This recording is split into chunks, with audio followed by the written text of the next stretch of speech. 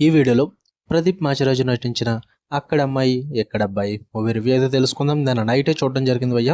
అందుకే నేను జాట్ మూవీకి అయితే వెళ్ళడం కావలేదు. ఈ రోజు వెళ్తాను. దాని రివ్యూ కూడా ఆఫ్టర్నూన్ అయితే వస్తుంది. ఈ మూవీ విషయానికి వచ్చేస్తే డ్యూరేషన్ అయితే 2 hours 30 minutes అయితే ఉంటుంది. స్టోరీ ప్లాట్ వచ్చేసి ఒక ఊర్లో ఒక అమ్మాయి అయితే ఉంటుంది. బట్ ఆ ఊర్లో ఆ ఒక్క అమ్మాయి మాత్రమే ఉంటుంది. ఉన్న వాళ్ళందరూ కూడా అబ్బాయిలే ఉంటారనమాట. ఆ అమ్మాయిని అక్కడ ఉంటున్న 60 మంది అబ్బాయిల్లో ఎవరో ఒకరు అయితే పెళ్లి చేసుకోవాల్సి వస్తుంది.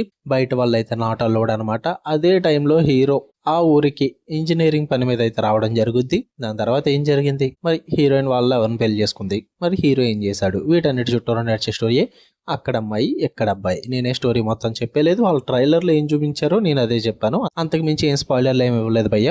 ఇంకా ఫుల్ రివ్యూలోకి వెళ్ళిపోయే ముందు మీరు కనుక ఛానల్కి కొత్తగా వచ్చుంటే వెల్కమ్ టు స్క్రీన్ స్పేస్. వీడియోని ఖచ్చితంగా లైక్ చేయండి. Theatrical reviews and Telugu dubbed movie రివ్యూస్తో పాటు ఓటీటీలో రిలీజ్ అయ్యే other languages movies and web series content కోసం మన ఛానల్ని ఖచ్చితంగా సబ్స్క్రైబ్ చేసుకోండి. ఇక ఈ మూవీ విషయానికి వచ్చేస్తే ఫస్ట్ థింగ్స్ ఫస్ట్, నాకైతే భయ్య it was good, 1 time watchable అని చెప్తా. మంచిగా నవ్వుకోవచ్చు. ఫస్ట్ హాఫ్ అయితే బాగుంది. సెకండ్ హాఫ్ డీసెంట్ గా ఒక ఫ్లోలో వెళ్ళిపోయింది. చూడొచ్చు, 1 time వాచబుల్. పాజిటివ్స్ వచ్చేసి తీసుకున్న కాన్సెప్ట్ చాలా డిఫరెంట్గా ఉంటుంది భయ్య.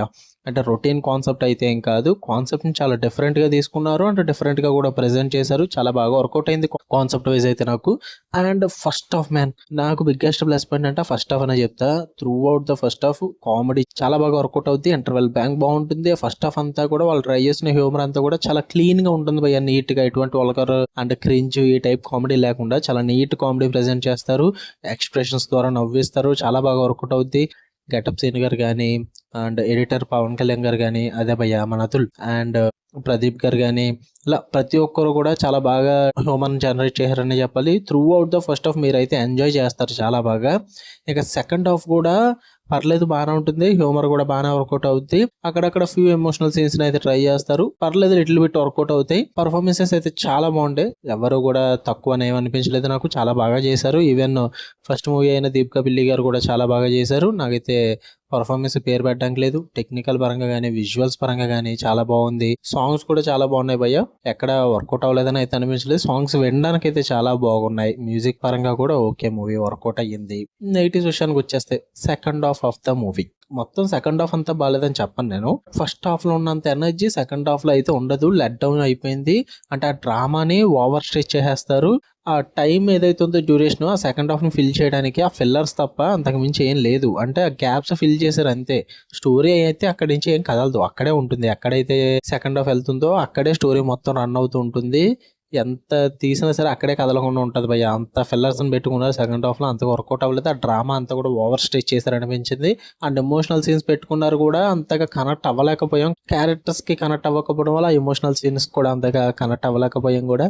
ఈవెన్ క్లైమాక్స్ నేను కొంచెం డిసప్పాయింట్ అయ్యాను. ఇంకా ఎందుకంటే క్లైమాక్స్ ఇంకా మంచిగా డిజైన్ చేసుకుని తీయాల్సింది. ఏదో రష్ గా తీసేస్తారు.